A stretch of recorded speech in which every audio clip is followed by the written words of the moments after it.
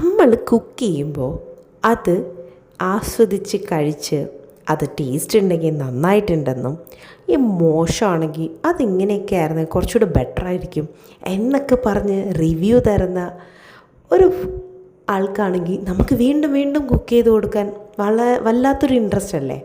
എനിക്കങ്ങനെയാട്ടോ. അപ്പോൾ ഈ പറഞ്ഞു വരുന്നത് ഒരു കൊഞ്ച് തീയലിൻ്റെ റെസിപ്പിയാണേ.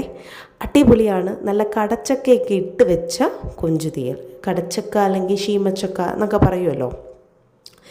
ഒരു അധികം മൂക്കാത്ത നാളികേരം എന്ന് പറഞ്ഞാൽ വിളഞ്ഞ ഒരു തേങ്ങ, ഒരു ഫുൾ തേങ്ങ എടുത്തിട്ടുണ്ട്. അതിൻ്റെ പീര മിക്സിയിലിട്ട് ഒന്ന് കറക്കിയെടുത്തു, ഒന്ന് തരിയൊക്കെ ഒരുപോലെ ആവാൻ വേണ്ടിയിട്ട്. അപ്പം മൂപ്പിച്ചെടുക്കുമ്പോൾ കറക്റ്റായിട്ട് എല്ലായിടവും മൂക്കും. എന്നിട്ട് മുഴുവൻ കുരുമുളകും കറിവേപ്പിലയും ചേർത്ത് നന്നായിട്ട് മൂത്ത് വരുമ്പോൾ മുളക് പൊടി, മല്ലിപ്പൊടി, ഉലുവപ്പൊടി, ഒരിച്ചിരി മസാലപ്പൊടിയും കൂടെ ചേർത്തിട്ട് നന്നായിട്ടൊന്ന് മൂപ്പിച്ച് അത് നന്നായിട്ട് തണുക്കുമ്പോൾ മഷി പോലെ അരച്ച് മാറ്റി വയ്ക്കാം. ഒരു ചട്ടിക്കകത്ത് കുറച്ച് വെളിച്ചെണ്ണ ഒഴിക്കാം. കുറച്ച് കടുകിട്ടിട്ട് കറിവേപ്പിലയും മൂത്ത് വരുമ്പോൾ നമുക്ക് നന്നായിട്ട് കൊച്ചുള്ളി, ഇങ്ങനെ നീളത്തിനരിഞ്ഞ കൊച്ചുള്ളിയും കൂടെ ചേർത്ത് കൊടുക്കാം. കൊച്ചുള്ളിയും കുറച്ച് പച്ചമുളക്, വെളുത്തുള്ളി. ഇതിൽ വെളുത്തുള്ളി മാത്രം മതി കേട്ടോ, ഇഞ്ചി വേണ്ടേ. ഉപ്പ് ചേർത്ത് നന്നായിട്ട് വഴട്ടിയെടുക്കാം. നന്നായിട്ട് വഴണ്ട് വരുമ്പോഴത്തേക്ക് അതിനകത്തോട്ട് കുറച്ച് കൊഞ്ചിട്ടാൽ മതി. ഒരുപാട് കൊഞ്ചൊന്നും ഇതിന് വേണ്ട കേട്ടോ. ഒരു കുറച്ച് കൊഞ്ചിടുക, തക്കാളി ഇടുക, പിന്നെ കടച്ചക്ക.